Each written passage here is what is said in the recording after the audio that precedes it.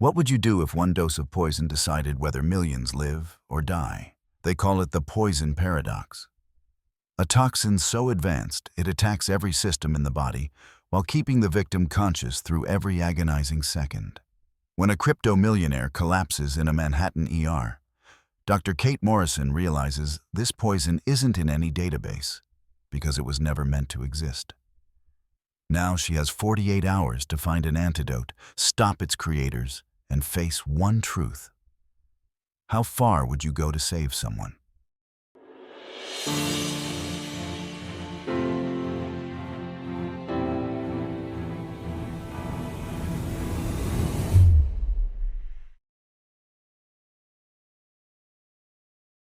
The city that never sleeps was about to witness something it had never seen before.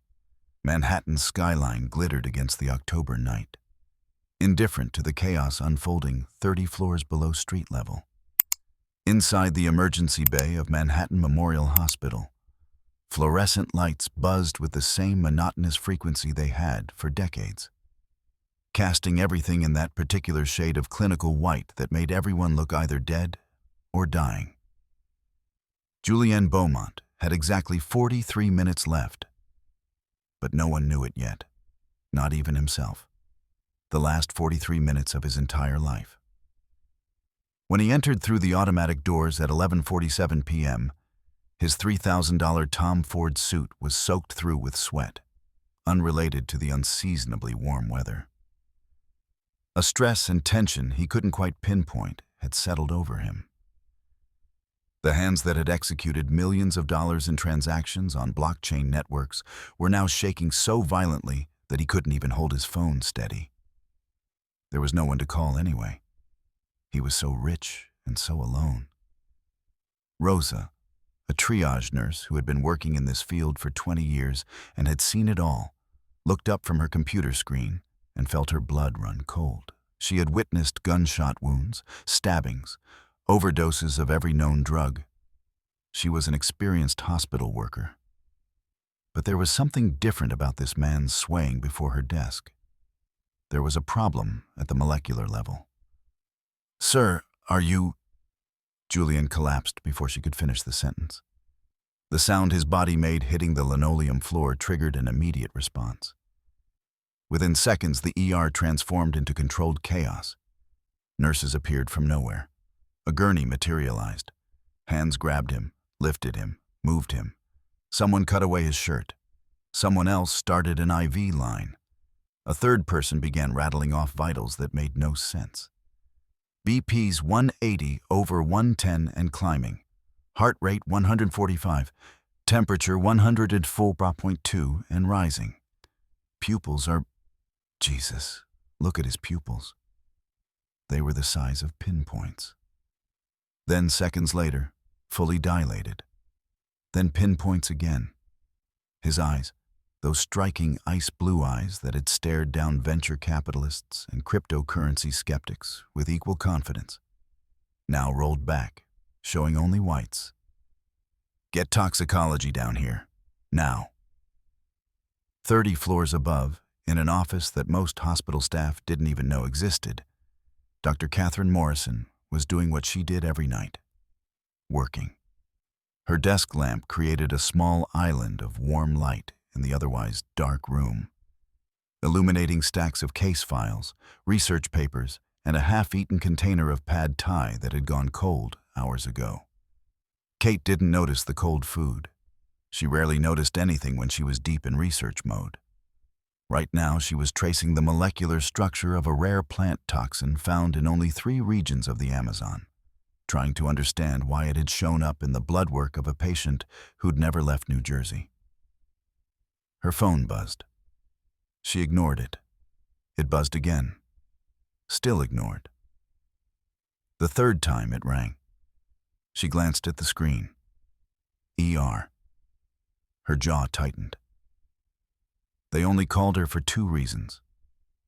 Someone was dying in a way they couldn't explain, or someone had already died and they needed to know why. Morrison. "Dr. Morrison, we need you in the ER. Male, late 30s, presenting with..." The resident paused. and Kate heard the uncertainty in his voice. With everything. Simultaneously. Kate was already grabbing her white coat. I'm on my way. She took the stairs because elevators were too slow and because Kate Morrison had never been someone who waited for things to come to her. Her red hair, usually tied back in a severe bun, had started to come loose. She didn't care. 3 floors down, her mind was already running through differential diagnoses. 5 floors down, she was eliminating the common culprits. 7 floors down, she was in the territory she knew better than anyone in the Western Hemisphere. The rare, the exotic, the things that shouldn't exist but did.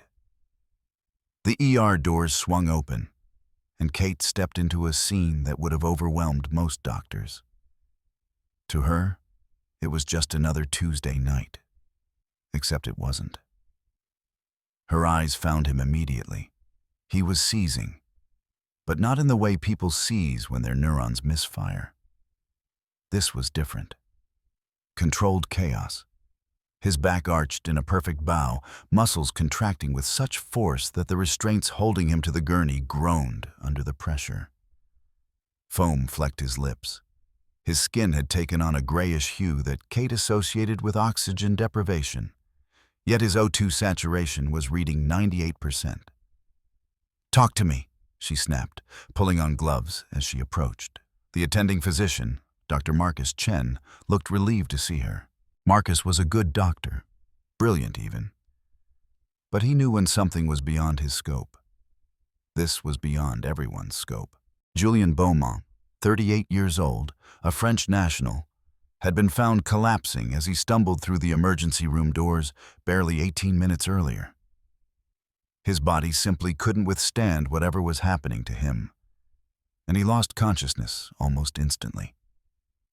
During the initial assessment, he showed clear signs of anticholinergic toxic syndrome, dry mouth, hyperthermia, tachycardia, and dilated pupils. But then, abruptly, his symptoms shifted. He began showing cholinergic signs instead: excessive salivation, pinpoint pupils, bradycardia.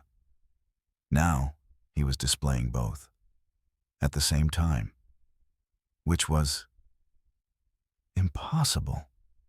Kate finished the sentence under her breath. She leaned over Julien's convulsing body, studying him with the intensity of someone trying to decipher a language only she could read. She was trying to make sense of how a human body could do this, how this man could be in such a state. But it's happening, she whispered. She pulled out a pen light and checked his pupils again. They were still doing it, contracting and expanding in a rhythm that made absolutely no biological sense. She pressed 2 fingers gently against his carotid artery and felt a pulse that surged and collapsed in a pattern that should have already killed him. Her face shifted between shock and worry. How long has he been seizing? She asked. 12 minutes. We've given him I don't care what you've given him. Kate's voice was sharp, but not unkind. She was thinking out loud. Standard anticonvulsants won't touch this. His nervous system is being told to do 2 opposite things at the same time. It's like someone's playing his neurons like a piano, hitting every key simultaneously. Is that medically possible? Kate didn't answer. She was staring at Julien's hands, specifically at the faint discoloration on his fingertips. Purple, almost black, like a bruise. But bruises didn't appear in perfect symmetry on all 10 fingers. Bruises didn't pulse with their own rhythm. Get me a full tox screen. Everything. I want you to test for things we don't normally test for. I want botanical toxins, synthetic compounds, things that don't have names yet. She paused, then added, and get me his phone. I need to know everywhere he's been in the last 48 hours. His phone is locked. Then unlock it. A nurse appeared at her elbow. "Doctor, his temperature just hit 106. Kate's mind raced. At 108 degrees, proteins began to denature. The brain started cooking itself. They had minutes, maybe less. "Ice him. Everything. Pack him in ice. I don't care if we have to drain every ice machine in this hospital." She turned to Marcus. "And get me whoever he came in with. Family, friends, anyone." He came in alone. Kate looked down at Julienne's face. Even in the throes of whatever was destroying him from the inside out, there was something striking about him. Not just his looks, though he was objectively handsome in that effortless European way, but something else. A quality she couldn't name. Like looking at a photograph of someone taken moments before disaster struck. That last instant of normal before everything changed forever. "Nobody comes to New York alone," she muttered. Julian's eyes suddenly snapped open. For one crystalline moment, they locked with Kate's. His lips moved, trying to form words. She leaned closer, close enough to smell the sweat and something else. Something chemical, synthetic, wrong. "Don't," he whispered, his accent thick even through the agony. "Don't let them?" Then he was gone again, pulled back under by whatever was consuming him. Kate straightened up. Her hands, which never shook during procedures, which had held steady through emergencies that would have broken other doctors, were trembling slightly. She clenched them into fists. "Someone's done this to him," she said quietly, but with absolute certainty. "This isn't accidental. This is deliberate." Marcus stared at her. "You're saying someone poisoned him?" "I'm saying someone is killing him. Slowly, carefully, using something I've never seen before." She looked around the ER, at all the people moving with practiced efficiency, at all the equipment designed to save lives. None of it mattered if she couldn't figure out what was in his system. And she had to figure it out soon. Because Julian Beaumont was dying in a way that defied everything Kate knew about the human body. And that meant only one thing.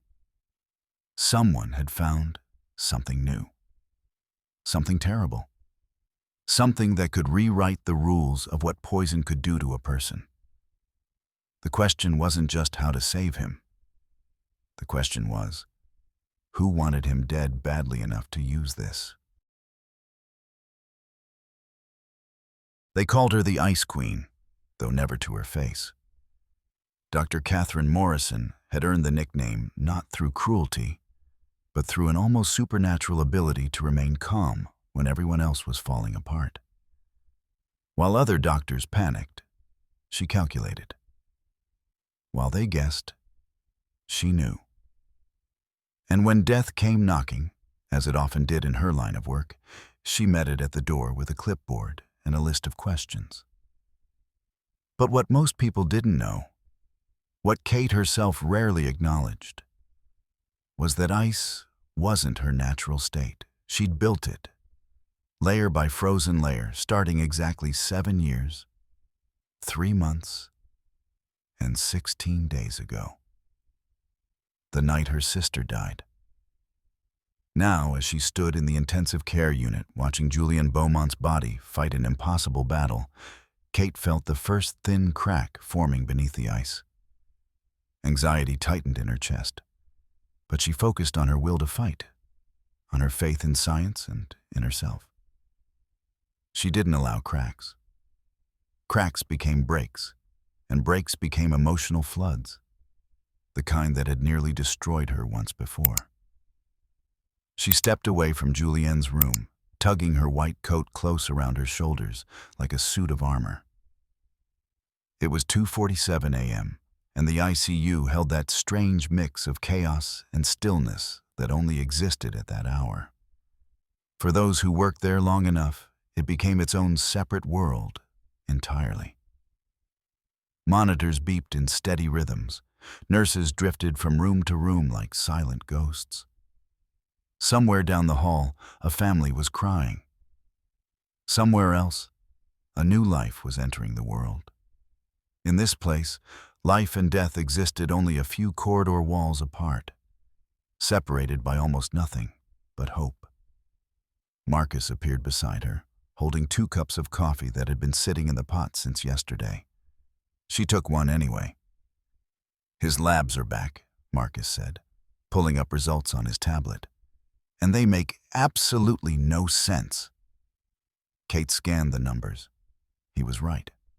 Julien's blood work read like someone had fed random values into a computer and hit shuffle. His liver enzymes were elevated, but not in any pattern she recognized. His white blood cell count was simultaneously sky-high and dangerously low, depending on which type of cell you measured. His electrolytes were doing things that should have caused cardiac arrest an hour ago. "It's like his body is fighting itself," Marcus muttered. "No," Kate corrected, still staring at the screen. "It's like his body is being forced to fight itself. There's a difference." She'd seen toxins that attacked the liver. She'd seen toxins that attacked the nervous system. She'd even seen toxins that attacked multiple systems simultaneously. But this was orchestrated, precise.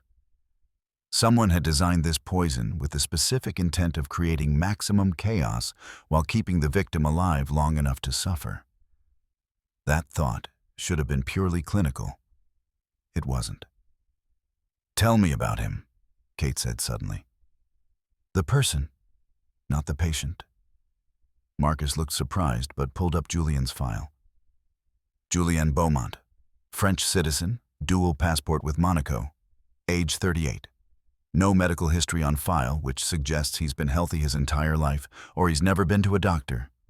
Occupation listed as private investor, which I'm guessing is code for cryptocurrency millionaire based on the Rolex he came in wearing. Next of kin? None listed. Emergency contact is a lawyer in Paris. No family. Divorced 3 years ago.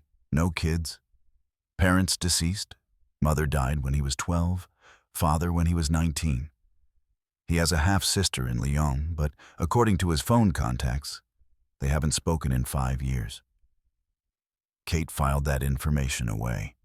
Alone in a foreign country, no one to call when you're dying, no one who would notice if you disappeared.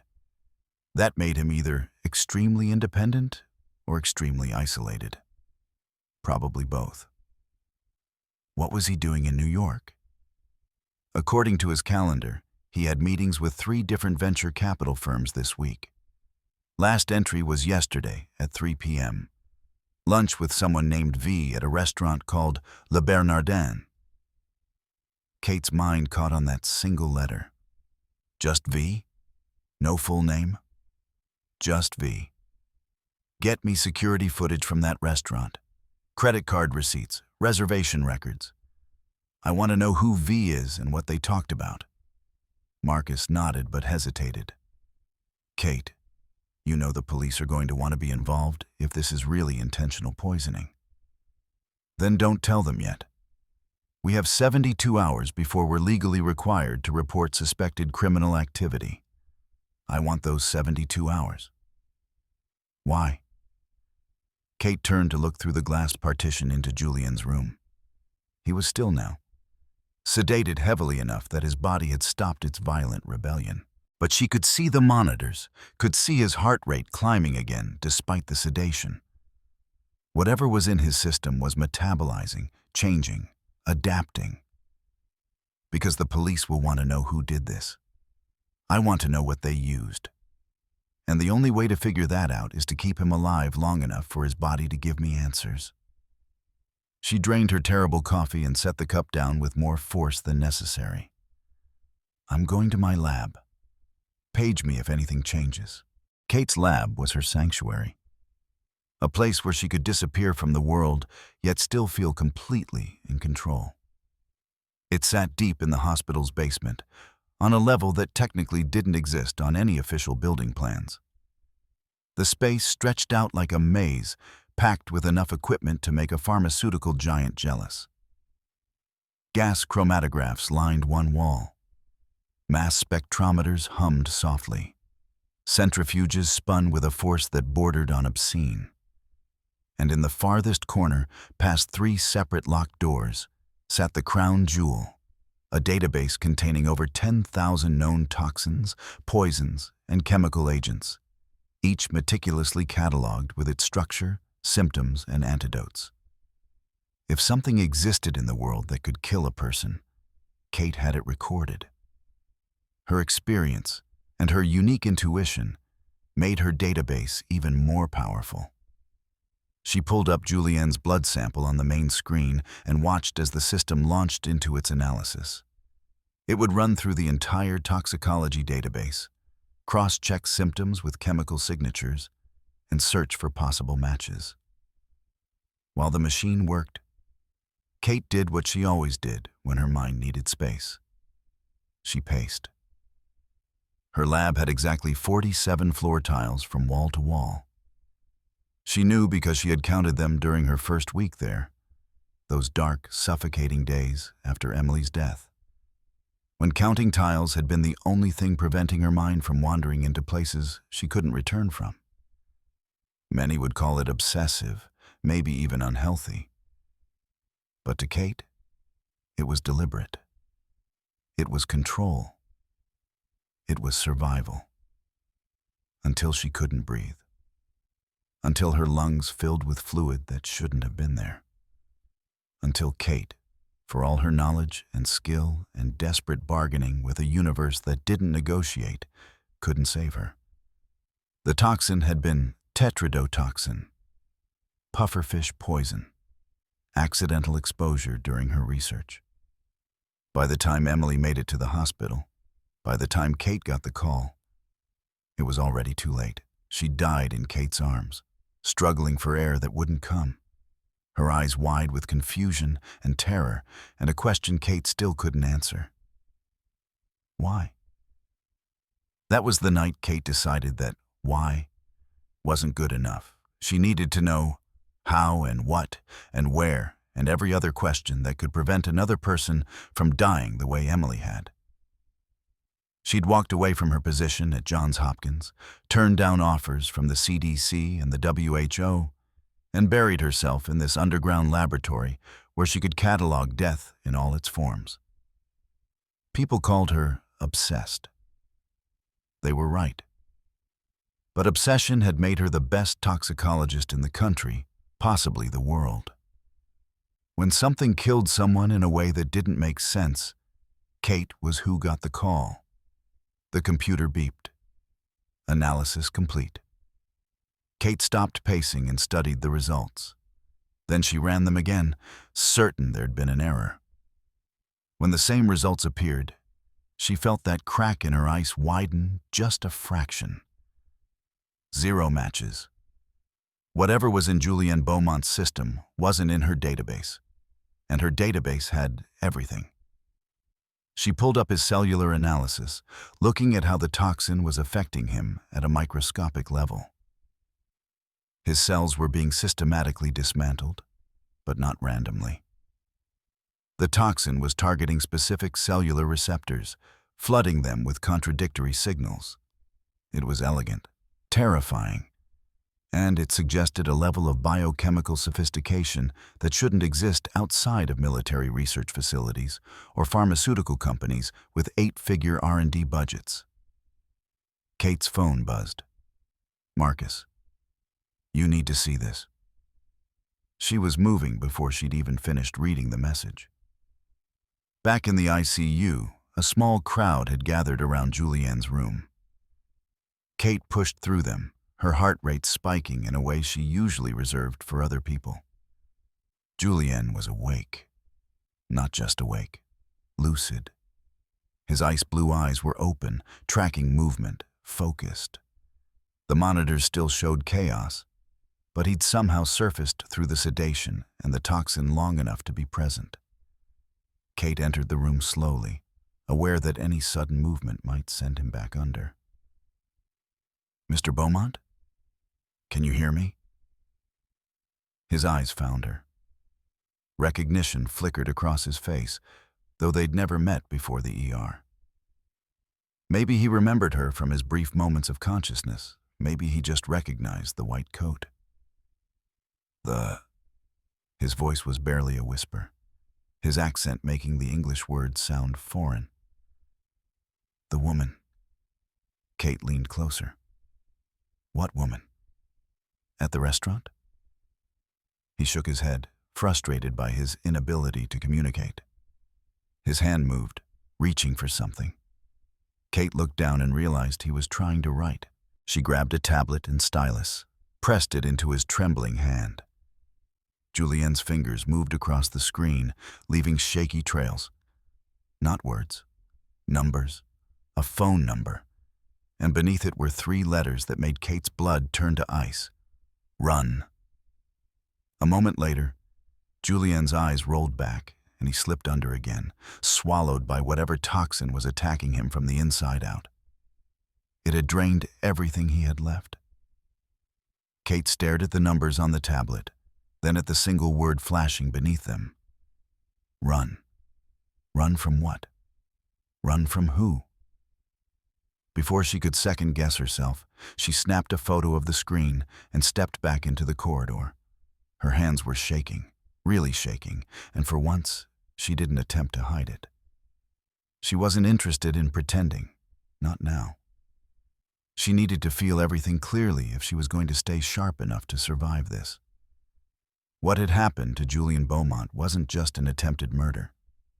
It was a message. And somehow, Kate had just become part of the conversation. The phone number sat in Kate's pocket like a live grenade. She'd memorized it within 30 seconds. Her brain had always worked that way, cataloging information whether she wanted it to or not. 10 digits that could mean everything or nothing. 10 digits that a dying man had used his last moment of consciousness to write. Run. Kate Morrison didn't run from things. She ran toward them, usually armed with nothing but curiosity and a reckless disregard for her own safety. It was what made her good at her job. It was also what had gotten her sister killed. No. He shut the thought down before it could take root. Emily's death wasn't his fault. The review board had said so. The investigation had said so. Everyone had said so. Everyone except the voice inside Kate's head, whispering the same relentless question. What if you had been faster? Smarter? Better? That voice refused to let go. He stood in the small courtyard outside the hospital, the space where staff pretended their lives weren't constantly surrounded by death. It was 4:17 a.m. The sky had that washed-out pre-dawn gray that made the world look pale, unfinished, and unsteady. A few early commuters walked past on the street beyond the fence, unaware that just 3.5 meters away, someone was wrestling with whether to dial a number that could very well get them killed. Kate pulled her phone from her pocket. The logical choice was simple. Give the number to the police. Let them handle it. Let them trace it, investigate it, catalog it, file it under evidence in a potential homicide case.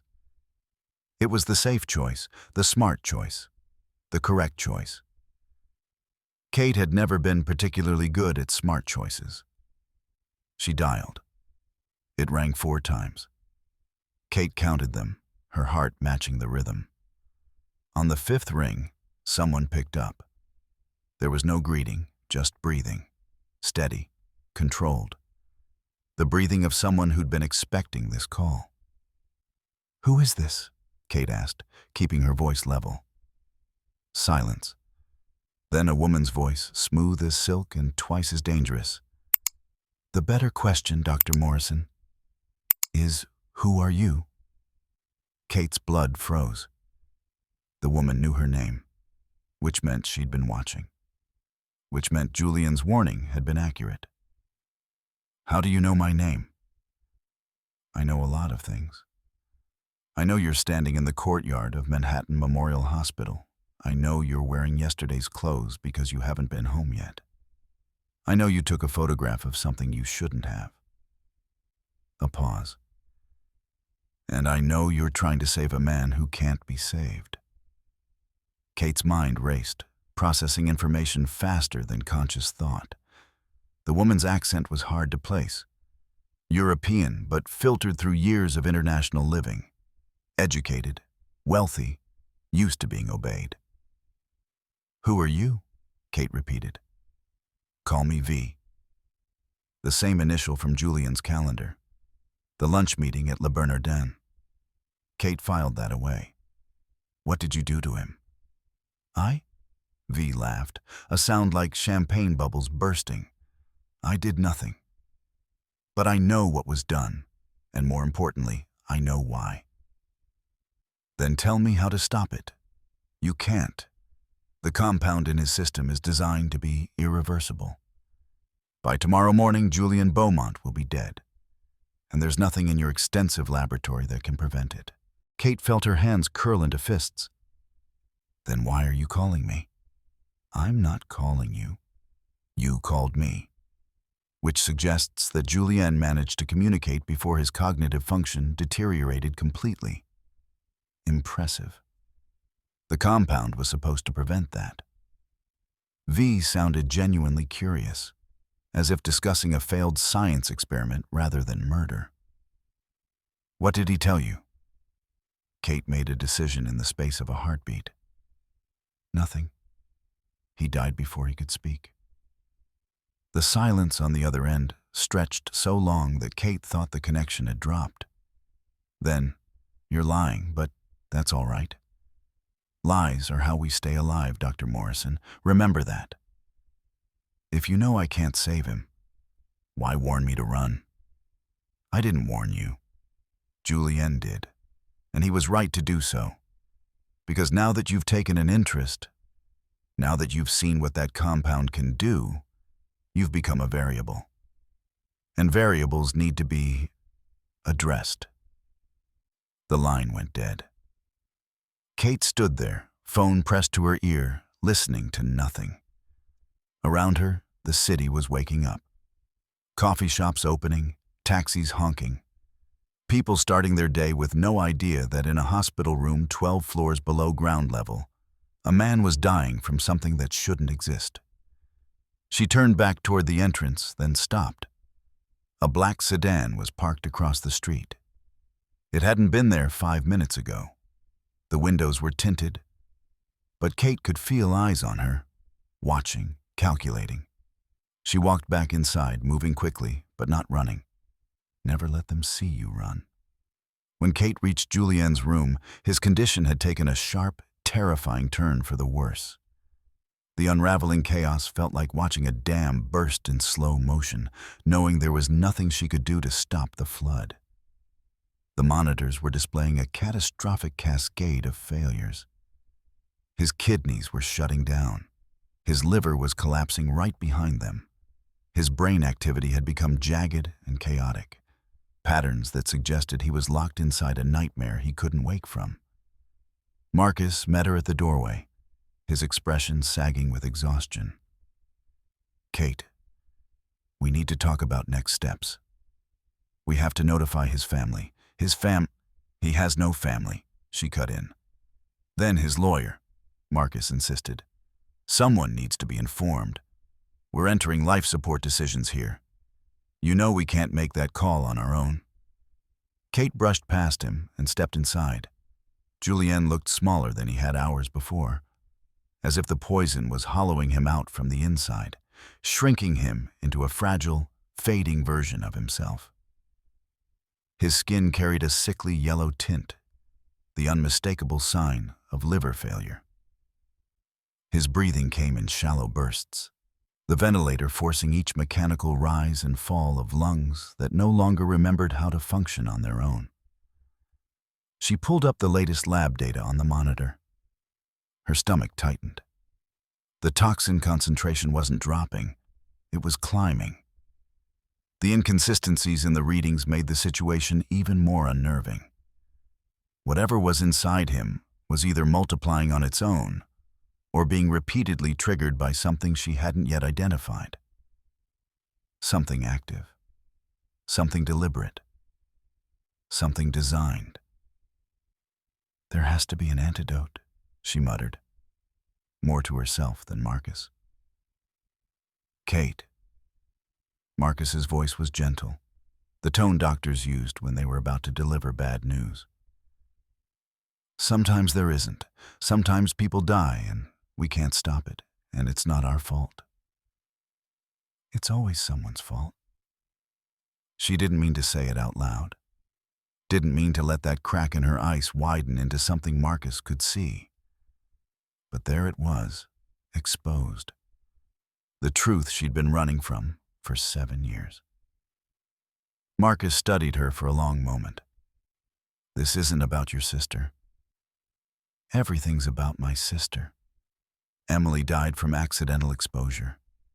This man was deliberately poisoned. They're not the same thing. They're exactly the same thing. Someone died because someone else made a mistake, or a choice, or a weapon. And I'm standing here unable to do anything about it." Kate's voice was rising, cracking, and she hated herself for it. "I'm supposed to be the expert. I'm supposed to know what to do. And I have no idea." The admission hung in the air between them. Marcus moved closer, not touching her but close enough that she could feel his presence. "Then we figure it out together. That's what teams do." Kate wanted to say something cutting, something that would push him away, like she pushed everyone away. But she was tired, bone-deep tired. The kind of tired that came from fighting battles you couldn't win. "I got a call," she said quietly, "from the woman who met with him before he got sick. She knew my name. She knew I'd photographed what he wrote. She told me he can't be saved." Marcus's expression shifted from concerned to alarmed. "Kate, you need to go to the police." "And tell them what?" "That I called a number from a dying man's note and got threatened by someone who may or may not have poisoned him? They'll tell me to stay out of it. And I can't stay out of it." "Why not?" Kate looked at Julien's face, peaceful now in a way that had nothing to do with peace and everything to do with his body giving up the fight. "Because if I don't figure out what this compound is, someone else will use it. And next time, it might not be a crypto millionaire with no family. It might be a teacher, a parent, someone with people who love them. Someone like Emily." Kate nodded, not trusting herself to speak. Marcus was quiet for a moment, then, "All right, what do we do?" "We buy time. I need to slow down the toxin's progression. It's attacking his cellular structure at the mitochondrial level, but there has to be something we can do to interrupt the cascade. Get me every chelating agent we have. Heavy metal binders, activated charcoal, anything that might absorb or neutralize unknown compounds." "Kate, throwing random treatments at him could make things worse. He's already dying. Worse isn't possible." She met Marcus's eyes. "I need 12 hours. Just 12 hours to figure out what this is. Can you give me that?" Marcus hesitated, then nodded. 12 hours. But after that, we call his lawyer and we call the police. Deal?" "Deal." As Marcus left to gather supplies, Kate turned back to Julien. She placed her hand on his arm, feeling the heat radiating from his skin despite the ice pack surrounding him. Under her fingers, she could feel his pulse. Weak, irregular, fading. "I don't know if you can hear me," she said quietly. "But I'm not letting you die. Not today. Not from this." She meant it. Every word. Because if Julien Beaumont died, then whoever created that compound won. And Kate Morrison had spent 7 years making sure that death never won without a fight, even if the fight destroyed her in the process. 6 o'clock, and everything was coming apart. The structure she had relied on for so long, her logic, her discipline, her control, felt like it was finally starting to crack.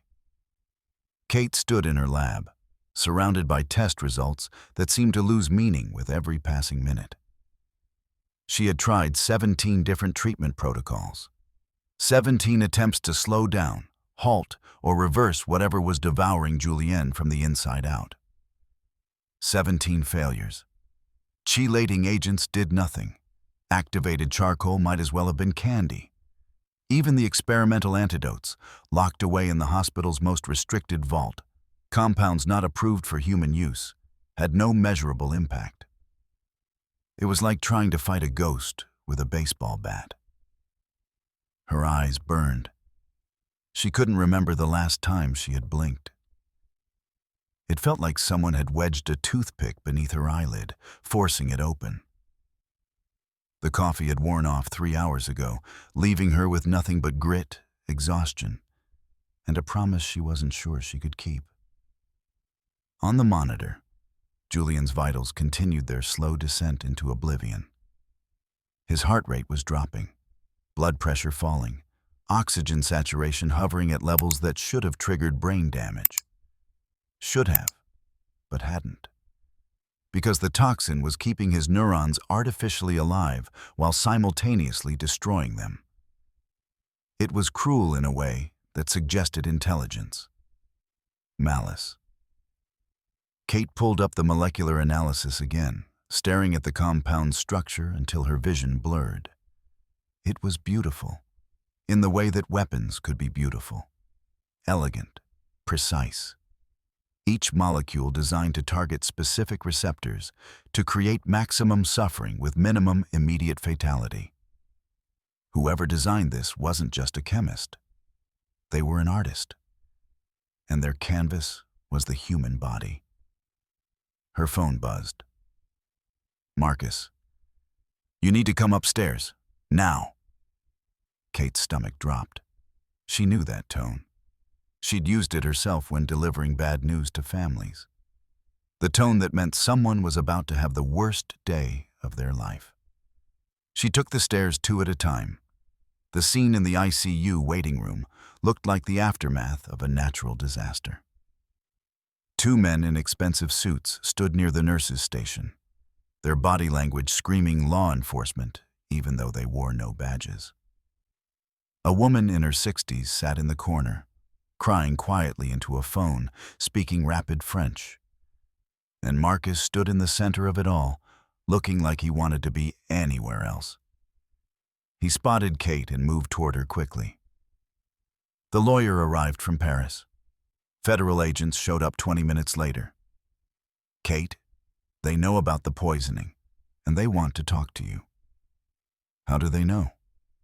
Hospital administration reported it. We're legally required to, I said 12 hours. That was 6 hours ago. And his condition, Marcus paused, choosing his words carefully. Kate, he coded twice while you were downstairs. We got him back, but his brain activity is getting weaker. We're looking at hours now, not days. The words hit her like physical blows. Hours. She'd wasted 6 hours on treatments that did nothing. And now Julienne was closer to death than ever. One of the suited men approached. He was tall, mid-50s, with the kind of face that had seen too much and remembered all of it. Dr. Morrison? Special Agent David Torres, FBI. I need to ask you some questions about your patient. Kate's mind shifted gears, moving from scientist to survivor. The FBI meant this was bigger than a simple poisoning. It meant Julienne was connected to something that warranted federal investigation. I don't know anything, she said carefully. Torres smiled, but it didn't reach his eyes. That's funny, Because our surveillance footage shows you making a phone call at 4:17 this morning to a number that doesn't officially exist. A number that, according to our tech team, routes through 7 different countries before terminating at an encrypted server we've been trying to crack for 3 years. Kate felt the blood drain from her face. They'd been watching her, recording her, which meant they knew about V. I was trying to help my patient. By contacting a known associate of an international criminal organization? Torres pulled out a tablet, showed her a photo. It was V. Or at least, Kate assumed it was V. The woman in the photo was striking, probably in her early 40s, with dark hair and the kind of beauty that came from excellent bone structure and better plastic surgery. Vivienne Mercier, French national, former pharmaceutical executive, current suspected leader of a bioweapons development network operating out of Eastern Europe. Kate stared at the photo. This was the woman she'd spoken to. The woman who'd known her name, her location, her actions. The woman who'd told her Julienne couldn't be saved. She called herself V, Kate said quietly. She calls herself a lot of things. What did she tell you? Kate hesitated. Every word she said now could be used against her, could implicate her in something she didn't fully understand. But Julienne was dying, and if the FBI knew what the compound was, maybe they also knew how to stop it. She said the compound in his system is designed to be irreversible. She said by morning he'd be dead. Torres exchanged glances with his partner, a younger woman with sharp eyes and sharper instincts. Did she say anything about why? Why Beaumont? No. But she implied he was involved in something that made him a variable that needed to be addressed. He was more than involved. He was financing them. Torres pulled up another file. Julien Beaumont wasn't just a crypto investor. He was a crypto launderer. For the last 18 months, he's been moving money for Mercier's organization. Millions of dollars in untraceable cryptocurrency. Funding research into bioweapons that could destabilize governments. Kate could almost feel Torres crouching beneath the surface of everything, beneath the floor, beneath the truth, trying to justify saving a criminal. A man who had harmed others. A man who had helped fund the very poison now tearing his body apart. Then why did you poison him? She asked. If he was working for them. Because he wanted out. Torres's voice was low, steady. 3 weeks ago, Beaumont contacted Interpol. He offered everything: financial records, names, locations, full cooperation. In return, he wanted immunity and protection. It was the only way out for him, and a moral one. Torres closed the tablet with a sharp click. Mercier found out. This is the message he sent. No one leaves his organization, not alive. Kate turned toward Julienne's room. Through the glass, she saw his still body and the forest of machines keeping him technically alive. Machines that demanded constant attention from doctors who understood their language. A criminal, a traitor, a dead man walking. And yet, there has to be an antidote, she said quietly. If Mercier had the resources to create this compound, then he has the resources to create its opposite. Maybe, but she's not going to give it to us. And even if we could locate her, which we can't because she's been operating in the shadows for 3 years, she'd kill anyone who asked. Then we synthesize our own. Kate was already moving, heading back toward her laboratory. The compound has a structure. Structures can be disrupted. I just need to find the right... Dr. Morrison? Torres's voice stopped her. I understand you want to save him, but you need to understand the reality here. Beaumont is going to die. The only question is whether you're going to die with him. Kate turned slowly. Is that a threat? It's a warning. Mercier knows you're involved now. She knows you have information about the compound. That makes you either an asset or a liability. And she doesn't keep liabilities around for long. The younger agent spoke up for the first time. The black sedan that's been parked outside the hospital for the last 4 hours? That's hers. She's watching, waiting to see what you do next. Kate felt the walls closing in. She'd walked into this thinking she was saving a patient. Now she was caught in something that involved international criminals, bioweapons, and people who killed to keep secrets.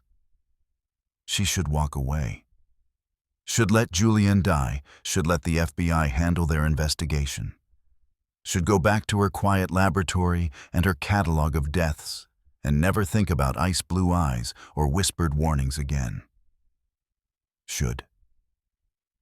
I need access to his financials, Kate said instead. If he was moving money for Mercier, he must have had contact information, account numbers, something that could lead us to her research facilities. Torres stared at her like she'd lost her mind. You want to track down a bioweapons manufacturer? You're a doctor, not an agent. I'm a toxicologist, which means I know how poisons work. And if Mercier is developing bioweapons, she needs laboratory facilities, specific equipment, rare compounds, things that leave traces. Kate pulled out her phone, pulled up the molecular analysis. This compound uses a base structure I've only seen in one other place. A restricted research paper from a Geneva pharmaceutical lab that shut down 5 years ago. If I can find out who worked there, where they went after it closed, you'll get yourself killed. Or I'll find the antidote. The two agents exchanged looks. Torres sighed, rubbing his temples. If I give you access to Beaumont's files, you work with us. Full cooperation. Everything you find, you share, and you do not, under any circumstances, attempt to make contact with Mercier or her people. Understood? Kate nodded, even though they both knew she was lying. An hour later, Kate was back in her laboratory, surrounded by 5 years of Julienne's financial records. The FBI had given her access remotely, probably so they could monitor what she looked at. She didn't care. The records were a maze of cryptocurrency transactions, shell companies, and offshore accounts. But Kate wasn't looking for money. She was looking for patterns. There, a recurring payment to a company called Helix Biological. Monthly transfers, always the same amount, going back 18 months. She cross-referenced the company name with her pharmaceutical database. Helix Biological didn't exist, not officially, but buried in a footnote of a research paper from 7 years ago, she found a mention. Special thanks to Helix Biological for providing compound synthesis. The paper's author, Dr. Elena Volkov, former lead researcher at the Geneva lab. Current location, unknown. Kate pulled up every piece of information she could find on Volkov. Russian-born, PhD in biochemistry from Moscow State University. 12 years at the Geneva facility before it closed under mysterious circumstances. No publications after 2020. No conference appearances, no social media presence. She'd vanished. Or she'd gone underground. Kate's phone buzzed, an unknown number. She answered without thinking. You're remarkably persistent, Dr. Morrison. V's voice smooth and cold. I told you he couldn't be saved. Why are you still trying? Because that's what doctors do. Doctors accept reality. You're not accepting reality. You're chasing ghosts. A pause. Elena Volkov is dead. She died in a car accident 2 years ago. Whatever you think you're going to find, it doesn't exist. You're lying. Am I? Or are you so desperate to save him that you'll believe anything? V's voice softened, almost gentle. Julien Beaumont is a criminal. He helped fund weapons that could kill millions. He deserves what's happening to him. Nobody deserves this. Everyone deserves this. We all die, Dr. Morrison. Some of us just die more creatively than others. The line went dead. Kate sat in the silence of her laboratory, surrounded by data and death and the crushing weight of her own inadequacy. She'd promised Julien she wouldn't let him die. But she was running out of time, running out of options, running out of hope. Her computer beeped. New message from Marcus. Come now, he's crashing. Kate ran. Kate burst through the ICU doors to find controlled chaos. Julien was seizing again, but this time it was different. Worse. His entire body convulsed with such violence that the restraints had torn through, leaving angry red marks on his wrists. Blood flecked his lips where he'd bitten through his tongue. The monitors screamed their warnings, heart rate erratic, blood pressure spiking and dropping like a sine wave gone mad. How long? Kate demanded, pulling on gloves. 4 minutes, a nurse responded, her hands moving efficiently even as her voice shook. We've given him 2 rounds of lorazepam. Nothing. Kate looked at the monitor. His brain activity was lighting up like a Christmas tree, every region firing simultaneously. It wasn't a seizure. It was his brain trying to reboot itself, trying to find any pathway that still worked. He's fighting it, Kate breathed. His body is trying to metabolize the compound. Marcus appeared beside her. Kate, his organs are shutting down. We need to make a decision about... No! Kate's voice was steel. Get me propofol. And get me the experimental compound from storage, the one marked K7.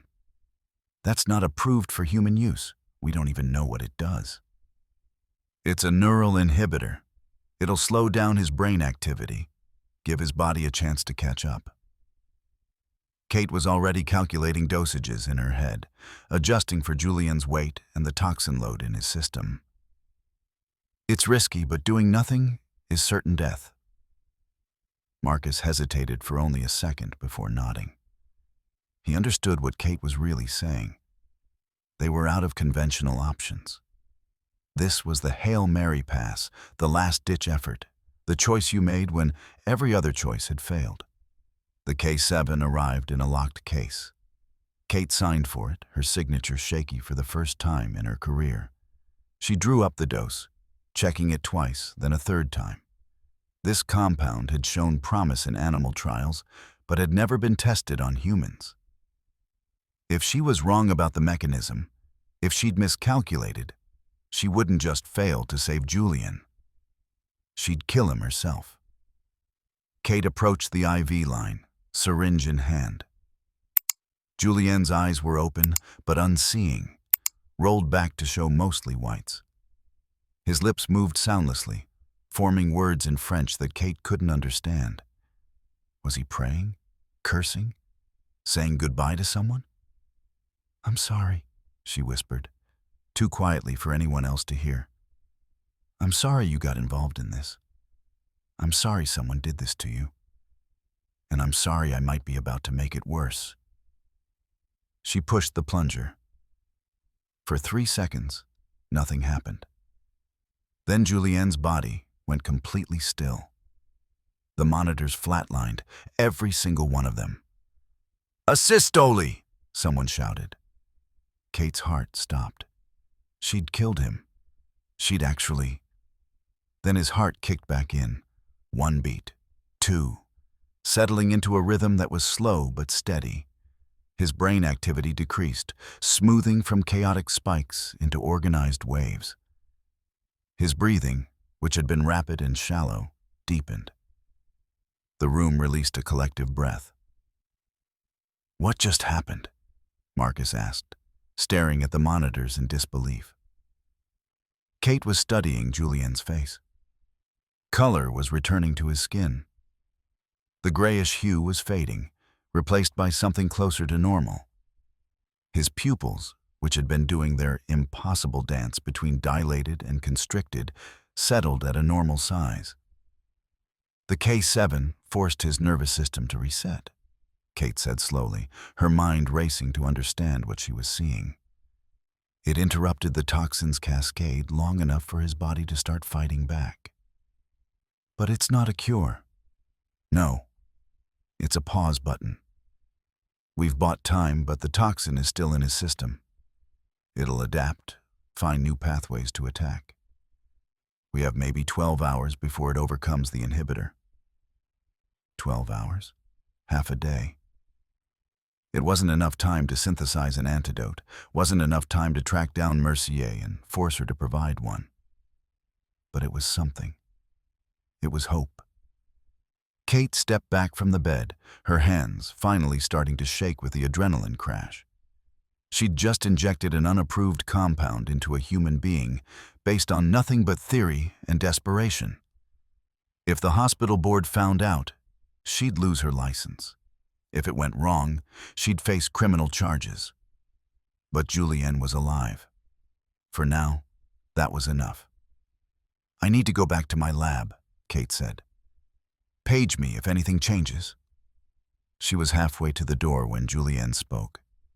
His voice was rough, barely above a whisper, but unmistakably conscious.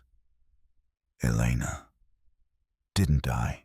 Kate spun around. Julien's eyes were open, truly open, focused, aware. He was looking directly at her, and in those ice-blue depths, she saw something that looked like hope. She moved back to his bedside. "What did you say?" "Elena Volkov." Each word seemed to cost him enormous effort. "She's not dead. Mercier faked it. Elena is alive." "Where?" Julien's hand moved weakly, gesturing to his belongings bag hanging on the wall. "Phone. Hidden partition. Password. Emily." Kate froze. "What did you say?" "Your sister's name. I saw your articles. About tetrodotoxin, about trying to save her." His eyes met hers with devastating clarity. "I chose you because you understand what it's like to fight for someone when everyone says it's hopeless." Kate felt something crack inside her chest. This man, this criminal, this person she'd thought she was saving out of pure professional obligation, had researched her, had known about Emily, had come to New York, had allowed himself to be poisoned, had orchestrated this entire situation because he needed someone who wouldn't give up. "You knew this would happen," she whispered. "You knew Mercier would poison you." Julien's smile was sad, resigned. "I knew. She'd try. I hoped you'd be smart enough to save me, and stubborn enough not to quit." "Why? Why do all this?" "Because Elena has the antidote, and I needed someone who could find her. Someone Mercier wouldn't expect." His breathing was getting labored again. "The partition. Password, Emily. Everything you need to find her." His eyes closed, but this time it was natural sleep, not the toxin pulling him under. Kate stood there, her mind reeling. This wasn't a random poisoning. This wasn't even attempted murder, not really. This was a calculated move in a game she hadn't known she was playing. Julien had made himself bait, had walked into Mercier's trap, had nearly died. All to get Kate involved. She grabbed his belongings bag, pulled out his phone. The screen was locked. But when she entered Emily as the password, it opened to reveal a hidden partition. Inside were files, dozens of them. Financial records, research notes, and Kate's breath caught. Photographs, security footage, GPS coordinates. Elena Volkov wasn't dead. She was alive, hidden in a facility outside Prague, still conducting research. But not for Mercier anymore. According to the notes scattered across the screen, Elena had been working on something else entirely. A counteragent. A universal antidote capable of neutralizing the bioweapons she herself had helped create. And Mercier had discovered it. Kate's phone buzzed. Another unknown number.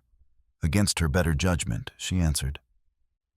"You're smarter than I expected." It wasn't V this time.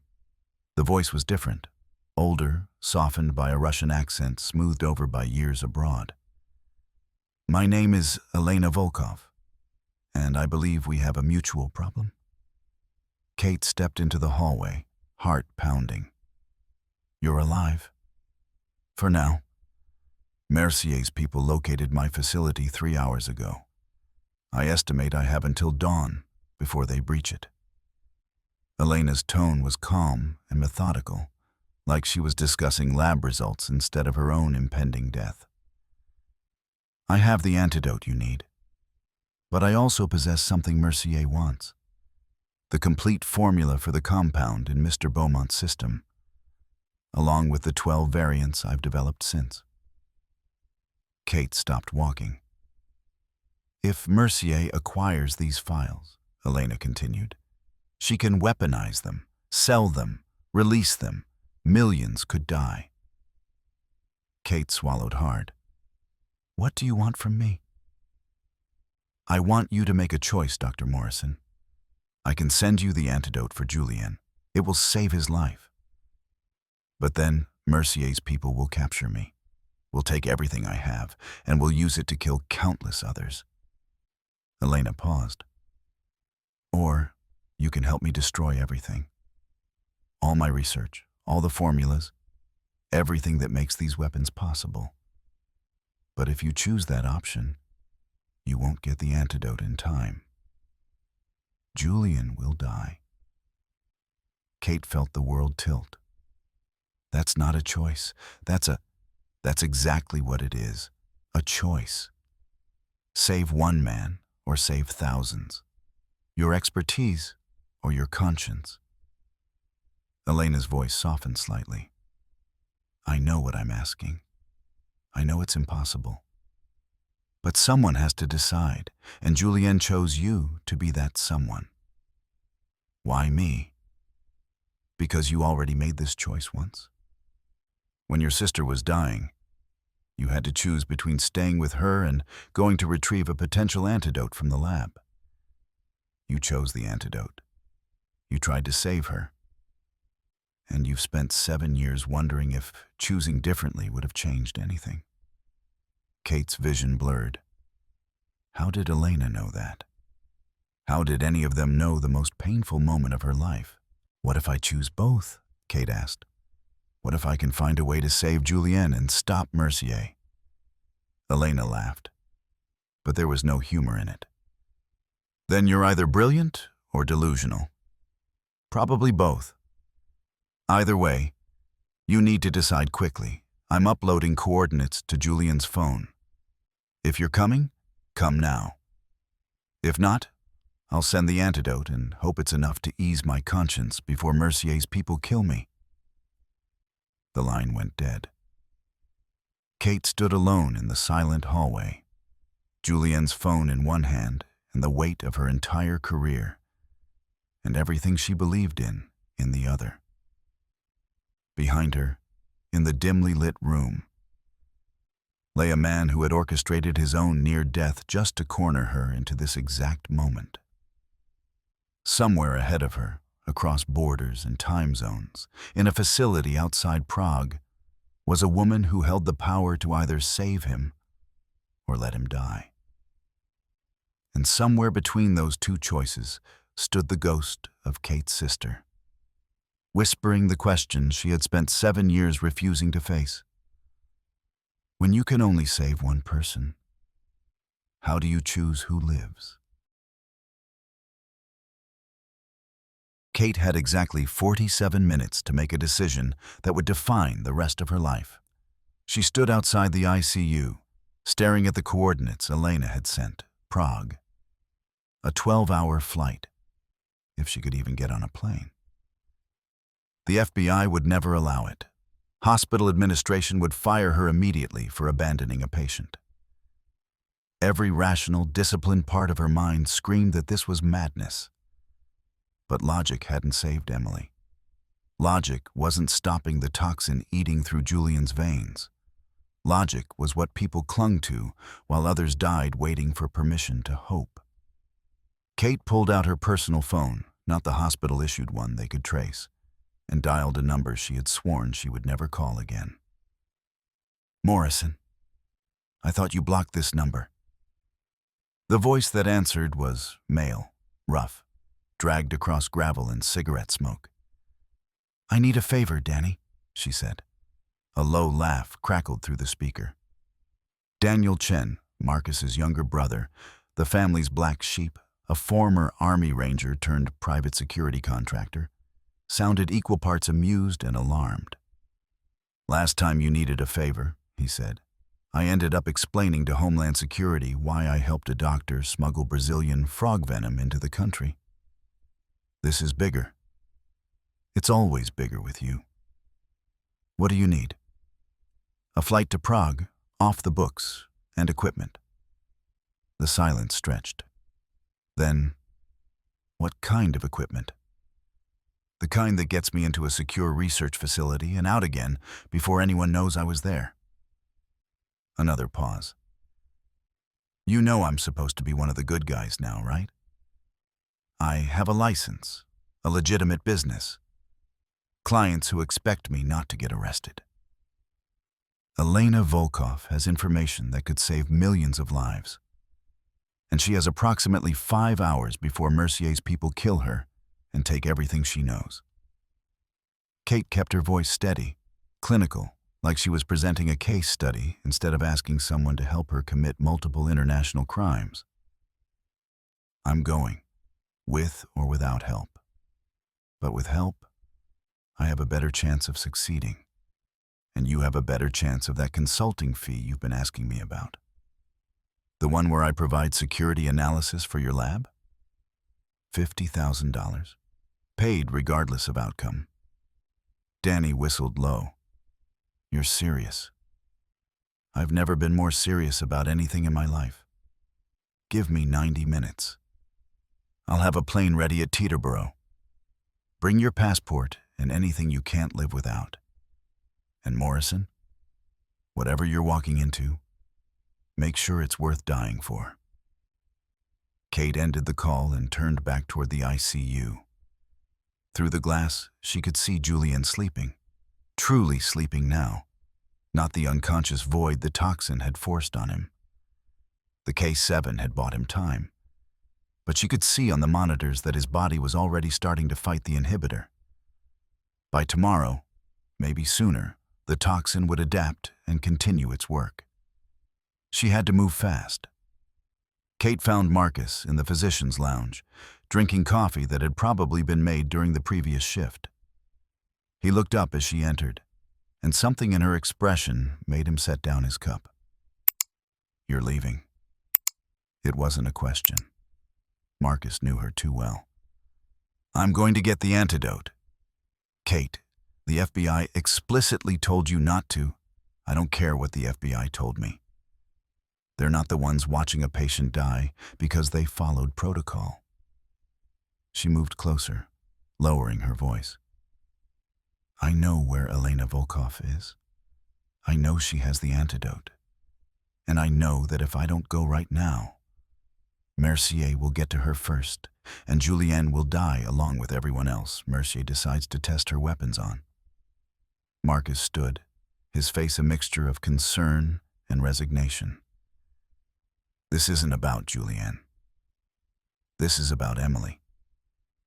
Everything I do is about Emily. But that doesn't make it wrong. It makes it dangerous. You're not thinking clearly. You're so desperate to save someone, anyone, that you're not seeing the risks. Prague is Mercier's territory. If she knows you're coming, and she probably does, you're walking into a trap. Then it's a good thing I'm bringing back up. Kate pulled out a piece of paper, wrote down instructions in her precise handwriting. This is the K7 dosing protocol for Julianne. Every 6 hours, exactly this amount. Not more, not less. It'll keep the toxin suppressed until I get back. And if you don't get back? Kate met his eyes. Then call his lawyer. Tell him Julian tried. Tell him it mattered. She turned to leave, but Marcus caught her arm. I know I can't stop you. I know that once you've decided something, arguing is pointless. But Kate, his voice cracked slightly. Come back. Please. The world needs doctors who give a damn. And you're the best one I know. Kate felt something warm bloom in her chest, something that felt dangerously close to hope. She squeezed his hand once, then pulled away. Keep him alive, Marcus. Whatever it takes. Teterboro Airport existed in that strange liminal space between legal and questionable, where private jets departed with minimal scrutiny and passenger manifests were more suggestion than requirement. Danny was waiting on the tarmac beside a Gulfstream G550 that looked like it had seen better decades. Your chariot awaits, he said, gesturing to the plane. Pilot's name is Sarah. She doesn't ask questions, doesn't keep logs, and has a talent for making airspace violations disappear. You'll land at a private airstrip outside Prague in approximately 11 hours. Kate climbed the stairs, then paused. Why are you helping me? Danny's expression softened. Because Marcus asked me to. Said you were about to do something, either incredibly brave or incredibly stupid. And either way, you needed someone watching your back. He handed her a duffel bag. Equipment you requested. Sat phone encrypted. My contact in Prague will meet you at the airstrip. His name is Victor. Yes, I know, very Bond villain. But he's reliable. He'll get you to Volkov's facility. And getting out? That's the part we'll improvise. I find detailed exit strategies jinx the whole operation. Kate took the bag, feeling the weight of it. Danny, if this goes wrong, it won't. Because you're too stubborn to die and I'm too expensive to fail. He grinned, but there was genuine concern in his eyes. Go save the world, Doc. Just try not to start World War III while you're at it. The flight was long, turbulent, and gave Kate far too much time to think. She'd raided her laboratory before leaving, packing every piece of portable equipment she might need. Field analysis kits, sample containers, a portable centrifuge that cost more than most cars. If Elena's facility was compromised, Kate needed to be able to verify the antidote on site, needed to ensure it was genuine and not another of Mercier's elaborate traps. She pulled up Elena's research files on Julian's phone, reading through years of work compressed into dense technical documents. The woman was brilliant. Kate could see that immediately. The compound she'd developed wasn't just a poison. It was a teaching tool, a way to understand how the human body could be manipulated at the cellular level. In the wrong hands, it was a weapon. In the right hands, it could revolutionize medicine. But genius didn't make someone trustworthy.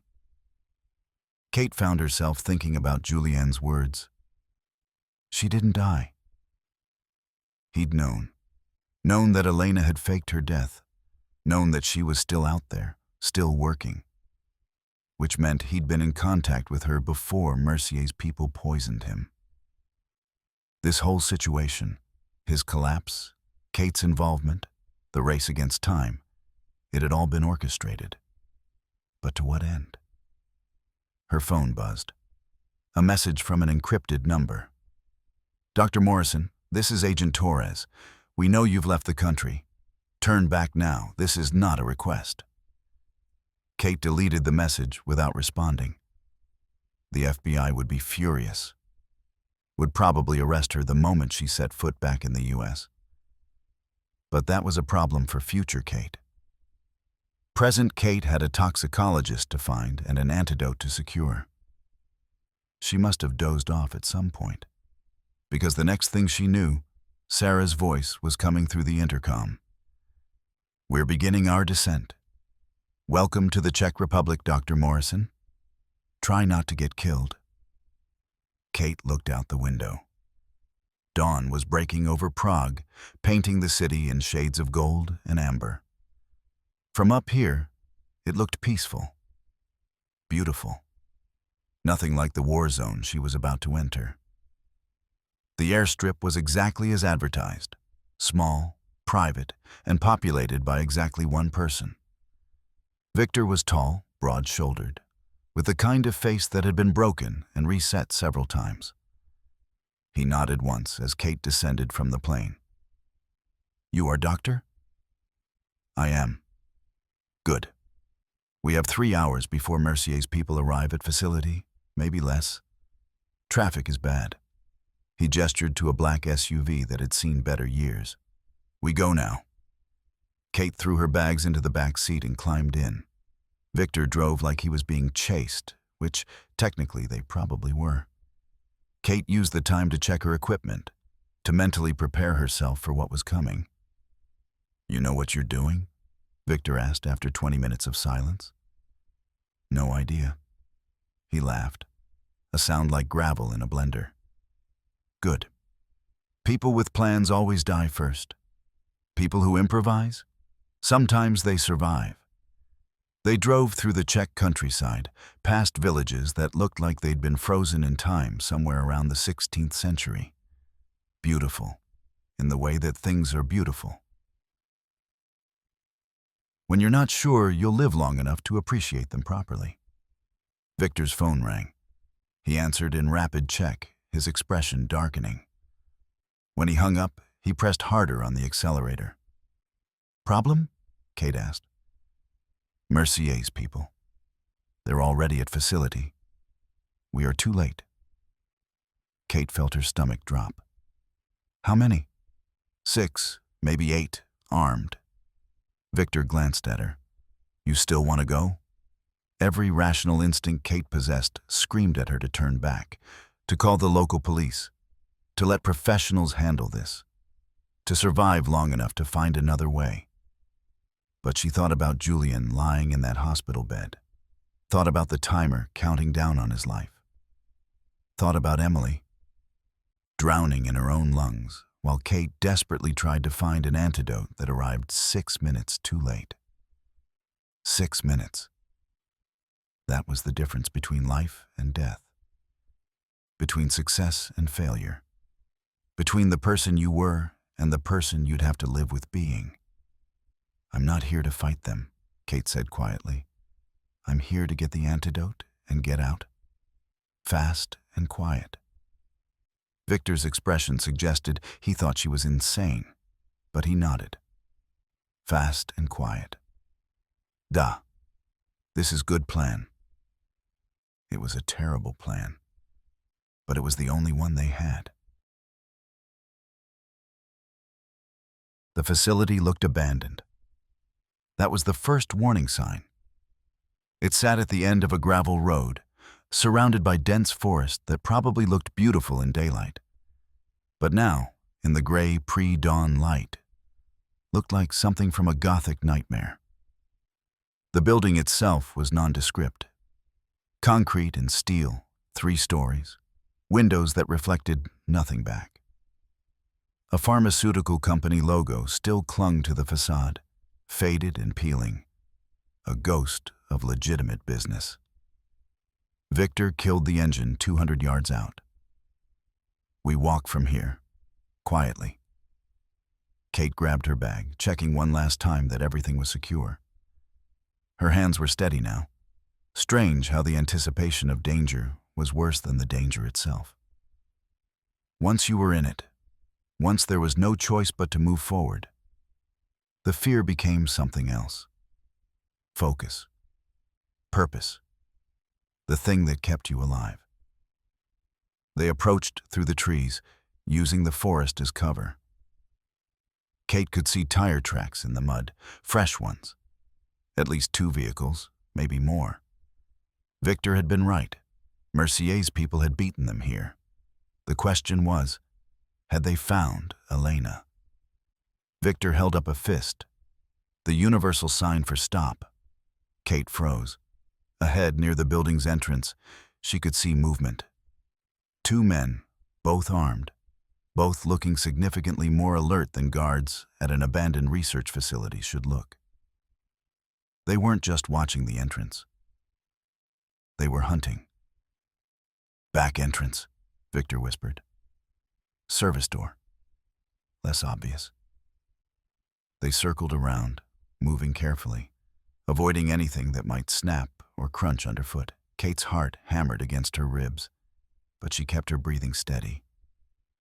Medical school had taught her a lot of things, but staying calm under pressure was something she'd learned in the ICU.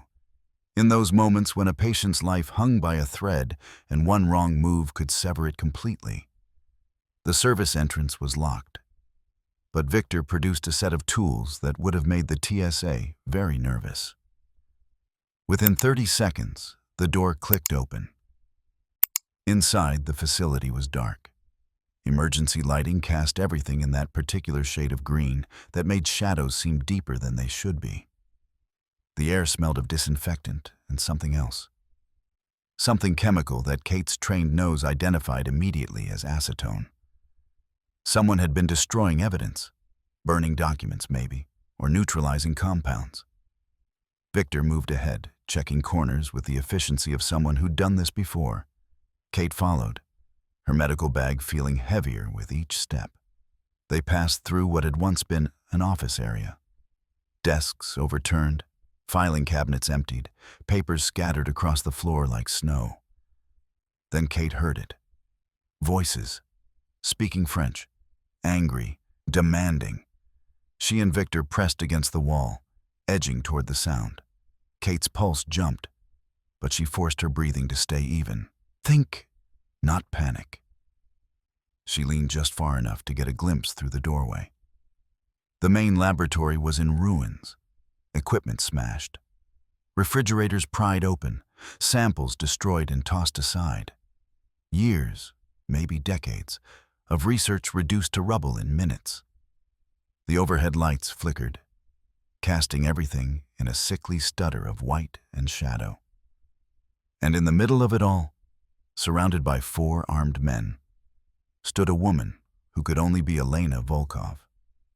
She was smaller than Kate had expected, late 50s, gray hair pulled back in a severe knot, a lab coat streaked with dust and something darker. But her posture was unbroken, chin lifted, spine straight.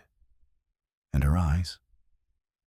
Her eyes were sharp enough to cut glass, defiant, calculating, completely unafraid of the rifles pointed at her face. One of the men shoved a tablet toward her, barking something Kate couldn't make out. Elena didn't flinch. She didn't even look at the weapon pressed against her ribs. Instead, she looked past the men, past the destruction, and straight toward the entrance, toward Kate. Her gaze locked on the dark hallway where Kate stood hidden, not surprised, not pleading, expecting, as if she had known all along that Kate Morrison would come. "I told you," Elena was saying in accented but perfect French. "The files are encrypted. Kill me and you'll never access them." One of the men, the leader, Kate guessed, based on the way the others deferred to him, stepped closer. "Dr. Mercier anticipated your defiance. She sent me with instructions for that scenario as well." He pulled out a syringe. Even from this distance, Kate could see the liquid inside. Clear, viscous, the color of water, but the consistency of something far more dangerous. Her own compound. They were going to poison Elena with her own creation. "You have 60 seconds to provide the decryption key," the man said calmly. "After that, you'll experience firsthand what your weapons do to the human body, and Dr. Mercier assures me it's not a pleasant death." Elena's composure cracked, just slightly. Kate saw fear flash across her face before she locked it down again. "The key is in my head. You can't torture it out of me if I'm seizing." "No. But we can wait for the lucid moments. The compound creates windows. Brief periods of clarity between the agony. Dr. Mercier discovered this during testing. You'll tell us everything we want to know, eventually. They all do." Kate's mind raced. 4 armed men, 1 scientist. Approximately 45 seconds before they injected Elena with a toxin that would make her useless, possibly dead, definitely unable to provide the antidote Kate desperately needed. She looked at Victor. He was already assessing angles, calculating odds, doing the mental math that professionals did before committing to violence. His expression told her everything she needed to know. The odds were terrible. "Distraction," Kate whispered. "I need 15 seconds to reach her."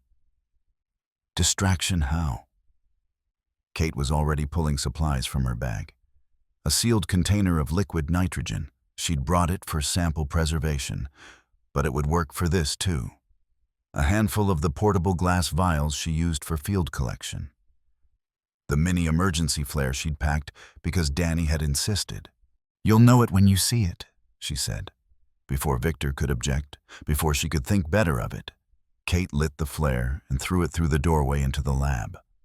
It exploded in brilliant red light, painting everything the color of blood.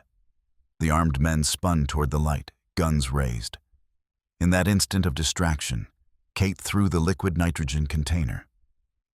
It shattered against the floor, releasing a massive cloud of vapor that billowed up like fog, obscuring everything. Then, she ran. She'd been called reckless before, impulsive. Someone who acted before thinking, all accurate. But recklessness looked a lot like bravery when it worked, and Kate was betting everything on it working now. She burst through the fog, barely able to see 3 feet ahead. Someone shouted in French. Gunfire erupted, wild, undisciplined, shooting at shadows. Kate hit the floor, sliding on the polished laboratory surface, grabbed Elena's arm, and pulled. "Come on!" Elena, to her credit, didn't hesitate. They ran back through the fog, through the doorway, into the corridor where Victor was waiting with a rifle Kate hadn't realized he'd been carrying. "Go!" he barked. "I cover!" More gunfire. The sound was deafening in the enclosed space, but Kate's training kicked in. When you're in an emergency, you don't freeze. You move. You act. You save who you can save. They ran through the corridor, Elena keeping pace despite being at least 20 years older.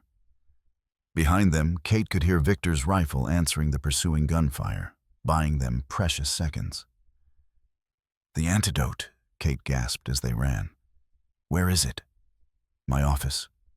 3rd floor. But the files. Forget the files.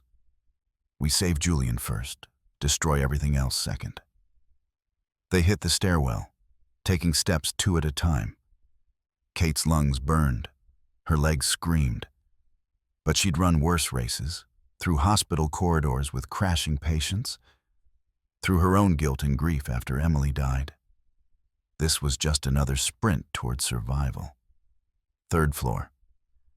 Victor yanked the door open, and it swung crookedly on broken hinges. Elena's office was a wreck, papers shredded, computers smashed, drawers pulled out and dumped. The air tasted like dust and ozone. But Elena didn't hesitate.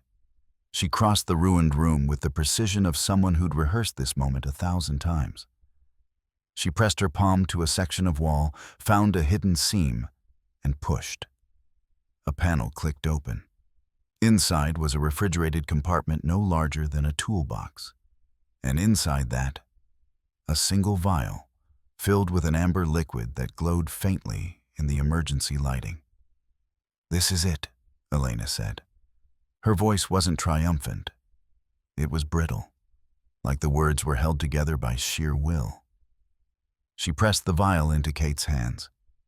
"The antidote, synthesized from the compound's inverse structure. It will neutralize everything in his system." Kate lifted the vial, angling it toward the flickering lights. She didn't need a lab to check the basics. Color, consistency, refraction. It all seemed right.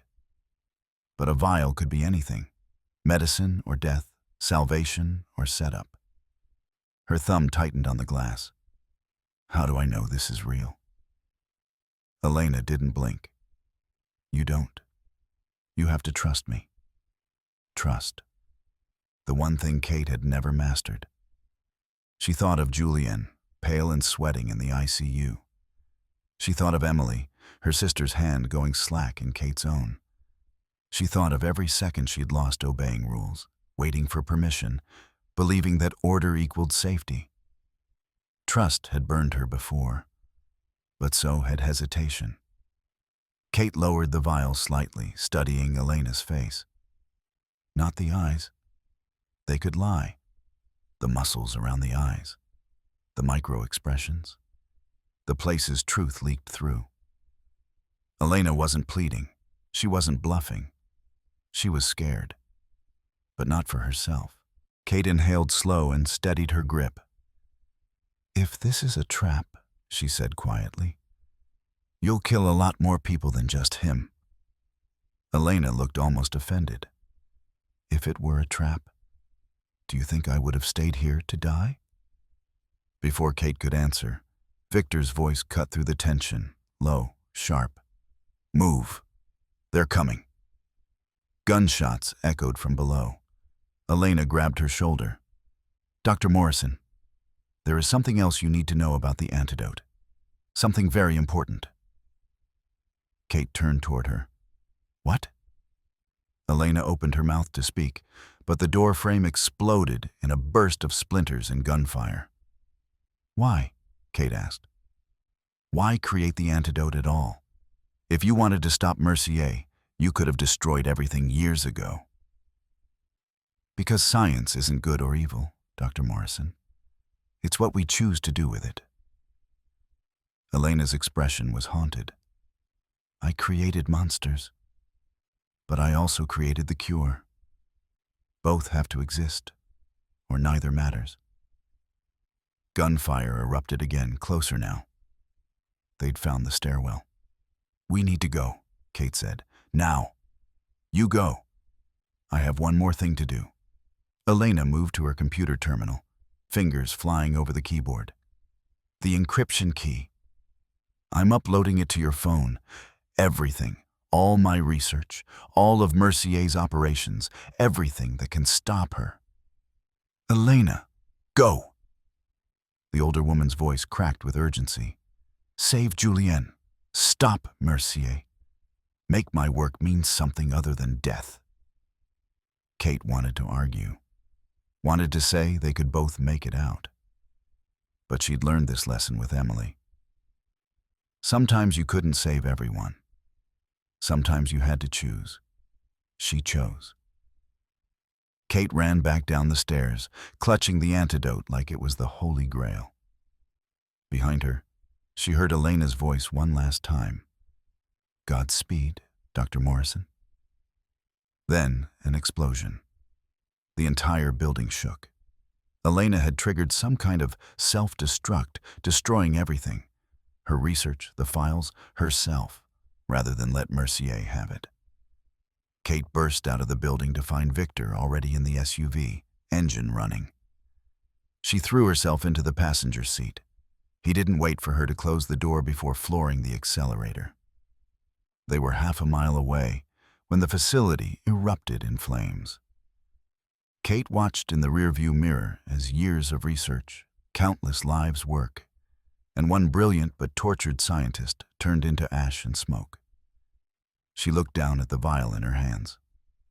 This small glass container, filled with amber liquid, was now the only thing standing between Julianne and death. The only proof that Elena Volkov had existed, had tried to make things right. The only hope Kate had left. "Airport," she told Victor. "Fastest route possible." He nodded, already pushing the SUV to speeds that would have gotten them arrested anywhere with functioning law enforcement. Kate pulled out her sat phone, called Marcus. It rang 4 times before he answered, his voice thick with exhaustion. "Kate? Where the hell are you?" "Doesn't matter." "How's Julianne?" A pause. Too long. Kate's heart stopped. "The K7 is failing. His body adapted faster than we thought. We've got maybe 6 hours before organ failure becomes irreversible." 6 hours. And she was 11 hours away, assuming perfect conditions, no delays, nothing going wrong. "Keep him alive, Marcus. Whatever it takes. I have the antidote. Kate, I'm coming home. Just keep him alive." She ended the call before he could object, before he could tell her the impossible odds, before reality could crush the fragile hope she was clinging to. Victor glanced at her. 11 hours to New York. Your friend has 6 hours. Math does not work." "Then we make it work." Kate's voice was steel. "Call your pilot. Tell her I need the fastest flight she's ever flown. Tell her I'll pay triple, quadruple, whatever it takes." "And if we don't make it in time?" Kate looked at the vial again, at the amber liquid that represented everything. Elena's sacrifice, Julian's gamble, her own desperate need to save someone, anyone, to make Emily's death mean something. "Then we don't. But we try anyway, because that's what you do when someone's life is on the line. You try." 10 hours and 43 minutes. That's how long it took to get from Prague to New York, when your pilot flew like she was out running the apocalypse, and air traffic controllers mysteriously cleared paths they shouldn't have been able to clear. Kate spent every minute of that flight in a state of controlled terror. She'd rechecked the antidote 17 times, analyzed its structure using her portable equipment, verified the molecular composition against Elena's notes. It was real. It would work. If they weren't too late. The phone wouldn't stop ringing, Marcus's updates coming faster and darker each time. By the 7th hour, Julian's kidneys had completely failed. The worst-case scenario wasn't theoretical anymore. It was unfolding minute by minute. By the 8th hour, his liver had collapsed. By the 9th, they'd placed him on full life support.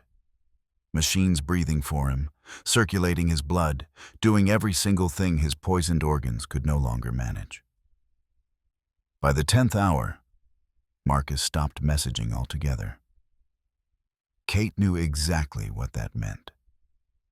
It meant there was nothing left to say that wouldn't break her. They had entered the final stage of hope.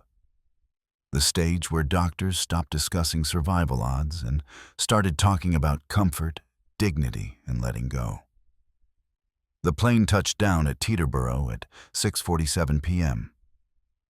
Through the window, she saw the helicopter already waiting on the tarmac. Another favor from Danny, no doubt. One that would probably cost him money, contracts, maybe even his freedom. But Danny never cared about that. Money could be earned back. Lives couldn't. Money didn't buy life. It didn't prevent the impossible. But sometimes you could choose to fight the impossible anyway. Flying over Manhattan felt surreal. Below them, millions of people were living their ordinary lives, eating dinner, watching TV, arguing over whose turn it was to take out the trash. Normal, simple, beautiful moments Julian would never experience again. The helicopter landed on the hospital roof at 7:04 p.m. The rotors were still spinning when Kate jumped out and started running. Wind pulled at her clothes, stung her face, but she didn't slow down. Kate had never been good at giving up. She burst into the ICU to find a scene she'd seen too many times before but never learned to accept. Julienne was gray. Not pale, not sick-looking, but actually gray. The color of someone whose body had given up hours ago, but whose stubborn heart kept beating anyway. The machines surrounding him painted a picture of systematic failure. Every number was wrong. Every reading screamed that this man should already be dead. Marcus was there, along with two other doctors Kate didn't recognize. They all turned as she entered, and the relief on Marcus's face was so profound, it almost broke her. "Please tell me that's what I think it is," he said, eyes locked on the vial in her hand. "It's the antidote. But I need to verify his current condition first. How long has he been—" "Kate." Marcus's voice was gentle, sad. "He coded 18 minutes ago. We got him back, but his brain activity, it's almost nothing. Even if the antidote works, the damage might be irreversible." Kate felt the floor tilt beneath her feet. Too late. They were too late. She'd flown across the world, had watched a woman sacrifice herself, had broken approximately 47 international laws, and she was still 18 minutes too late. Just like with Emily. Always too late. Always one step behind death. "Give me the antidote anyway," she heard herself say. "Kate, I said give it to me. We try. We always try." Marcus nodded, preparing an IV push. Kate handed him the vial with trembling hands. This was it. The moment everything either worked or didn't. The moment that would define whether Elena's sacrifice meant anything. Whether Julienne's gamble paid off. Whether Kate could finally save someone. Marcus administered the antidote slowly, carefully, watching Julienne's monitors for any reaction. For 30 seconds, nothing happened. The machines kept their steady rhythm of keeping a dead man technically alive. Then, something changed. It started small, a shift in his heart rate, barely noticeable. Then his oxygen saturation began to climb, 1 percentage point at a time. His EEG, which had been nearly flat, started showing activity, small waves, then larger ones. His brain, impossibly, coming back online. "My God," one of the other doctors whispered. "It's working." Kate moved closer, hardly daring to breathe. She watched the grayish tint fade from Julienne's skin, watched color return like sunrise spreading across snow. His chest rose, not from the ventilator, but from his own lungs remembering how to breathe. "He's back," Marcus said, his voice full of wonder. "Kate, he's actually coming back." But Kate wasn't celebrating yet. Brain activity was one thing, consciousness was another. Elena's notes had mentioned that the antidote would neutralize the toxin, but couldn't promise it would reverse the damage already done. Julien might live, but he might live as a shell, as someone trapped in a body that no longer worked, in a mind that couldn't form thoughts. She'd seen that before too. Sometimes saving someone's life wasn't the mercy everyone thought it was. "Julien," she said softly, leaning close to his ear. "Can you hear me?" Nothing. Just the steady beep of monitors, the whoosh of the ventilator they hadn't removed yet. "It's Dr. Morrison. Kate, you told me not to give up. You said I was stubborn enough to save you." Her voice cracked. "So I need you to be stubborn too. I need you to come back. Please." For a long moment, nothing. Kate felt tears she hadn't known she was crying slide down her face. felt 7 years of suppressed grief threatening to overwhelm her. Then Julien's hand moved. Just a finger, just the smallest twitch. But it was deliberate, purposeful. His eyes opened. Those ice-blue eyes that had looked at her in the ER, that had written, "Run," that had chosen her specifically for this impossible task. They were clear, aware, alive. His lips moved around the ventilator tube. Kate signaled to Marcus, who quickly removed it. Julien coughed, gasped, then focused on Kate's face. "You made it," he whispered, his accent thick but his words clear. "I knew you would." Kate laughed, a sound somewhere between relief and hysteria. "You're insane. You know that?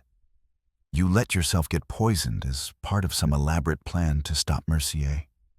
You could have died." "But I didn't." A ghost of a smile crossed his face. "Because you wouldn't let me." Elena died. She destroyed everything to keep it away from Mercier. Was it worth it? Julien's expression grew serious. Did she upload the files? Kate pulled out her phone, showed him the encrypted drive that Elena had sent in those final moments. Gigabytes of data, names, locations, financial records, everything needed to dismantle Mercier's entire operation. "Then yes," Julien said quietly. "It was worth it." 3 weeks later, Kate stood in her laboratory reading the final analysis report on the compound that had nearly killed Julien. The FBI had been both furious and grateful. Furious that she'd gone rogue. Grateful that Elena's files had given them everything they needed to take down Mercier's network. 12 arrests across 7 countries. 4 weapons laboratories shut down. Countless lives saved from bioweapons that would never be deployed. Vivienne Mercier herself had vanished. Kate suspected she'd surface again eventually. People like that always did. But for now, the world was a little bit safer. There was a knock on her door. She looked up to find Julien standing there, looking remarkably healthy for someone who'd been clinically dead 3 weeks ago. He was dressed casually, jeans, a simple black sweater, but still managed to look like he'd stepped out of a European fashion magazine. "They're releasing me tomorrow," he said. "I wanted to thank you. Properly." "You don't need to thank me. I was just doing my job." "No. You went far beyond your job. You risked everything, your career, your freedom, your life, to save mine. Even after you knew what I'd done, who I'd worked for." He stepped into the laboratory, looking around at her equipment with genuine curiosity. Why? Kate considered the question. The honest answer was complicated, wrapped up in grief and guilt and a desperate need to prove that death didn't always win. But she gave him the simple version, because everyone deserves a second chance, even people who've made terrible choices. Julien nodded slowly. "And you? Do you deserve a second chance?" "What do you mean?" "Your sister, Emily. You've spent 7 years punishing yourself for not saving her, for choosing the antidote over staying with her in those final moments."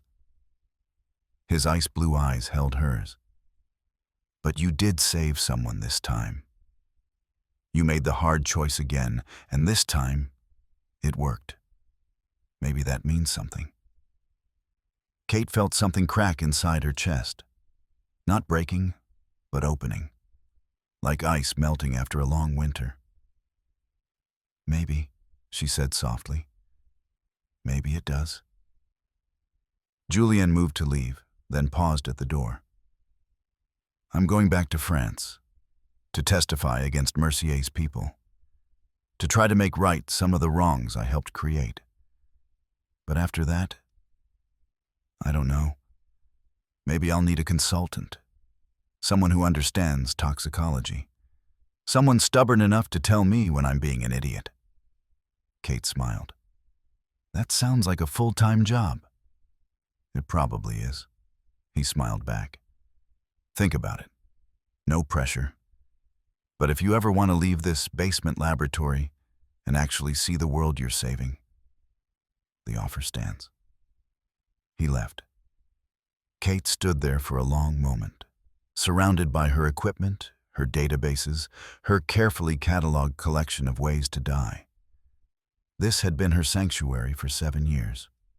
Her penance. Her way of making Emily's death mean something.